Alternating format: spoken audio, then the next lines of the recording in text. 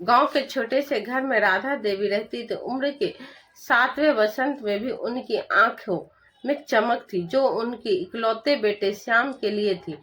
श्याम शहर में नौकरी करता था, लेकिन हर शाम घर लौटता तो माँ के हाथ का खाना खाता।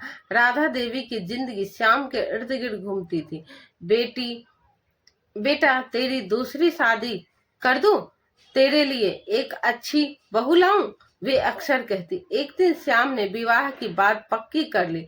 बहू का नाम था सीमा। सीमा शहर की पढ़ी लिखी लड़की थी। शादी धूमधाम से हुई। राधा देवी ने सीमा को देखा तो मन में खुशी हुई, लेकिन कहीं न कहीं डर थी। ये शहर वाली संभालेगी तो गांव का घर?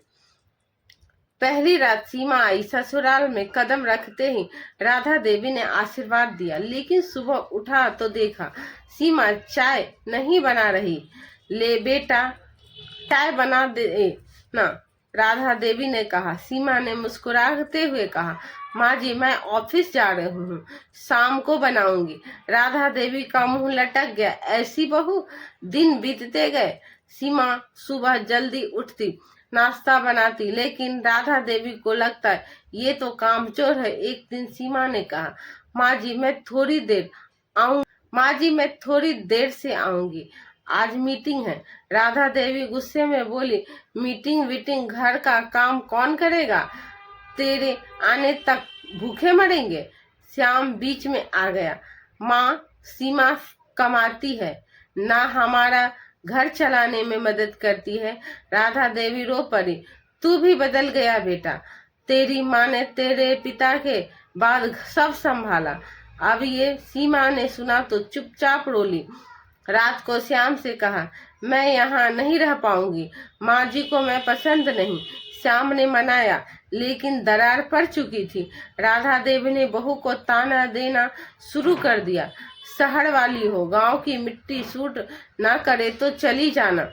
एक शाम झगड़ा इतना बढ़ा कि सीमा ने बैग पैक कर लिया। मैं मायके जा रही हूँ, राधा देवी ने कहा। जा, अच्छा ही होगा। श्याम बीच में फंस गया। सीमा मायके चली गई। श्याम घर सूना लगने लगा। राधा देवी अकेली थी, लेकिन गुस्सा ठंडा नहीं हो रहा था। उसने घर तोड़ा है, लेकिन रातें लंबी लगने लगी।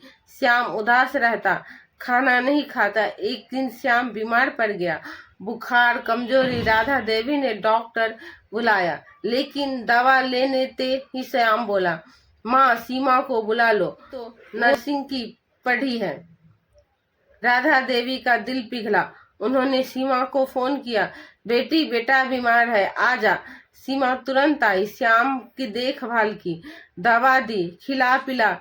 राधा देवी देखती रही। सीमा रात भर जागी। माँ जी के पैर दबाए, माँ जी, आप आराम कीजिए। धीरे धीरे राधा देवी समझ गई, सीमा नौकरी करती है तो घर चलाने के लिए, ना कि सुख के लिए। एक दिन उन्होंने कहा, बेटी, मुझे माफ कर दे, मैंने गलत समझा। तू मेरी बहू नहीं, मेरी बेटी है। समय बीता। सीमा ने नौकरी छोड़ दी। नहीं, राधा देवी ने कहा, नहीं बेटी, तू काम कर, मैं घर संभालूंगी। लेकिन सीमा बोली, माँ जी, अब हम साथ में फैसला लेंगे। उन्होंने एक छोटा सा बिजनेस शुरू किया, घर पर अचार, मुरब्बे बनाकर बेचना। राधा देवी का गांव का घर पर अचार, मुरब्बे बनाकर बेचना। राधा देवी का गांव का हुनर, सीमा का शहर का मार्केटिंग बिजनेस चल पड़ा। एक दिन सीमा प्रेग्नेंट हुई। राधा देवी ने 9 महीने सेवा की। बच्चे का जन्म हुआ, एक प्यारी सी बेटी। राधा देवी ने नाम रखा समझा, क्योंकि ये हमारी समझ से पैदा हुई। आज उनका घर खुशियों से भरा है।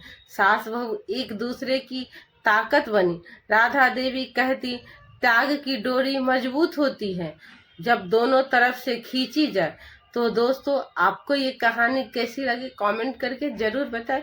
पेज को फॉलो करना ना भूलें। धन्यवाद।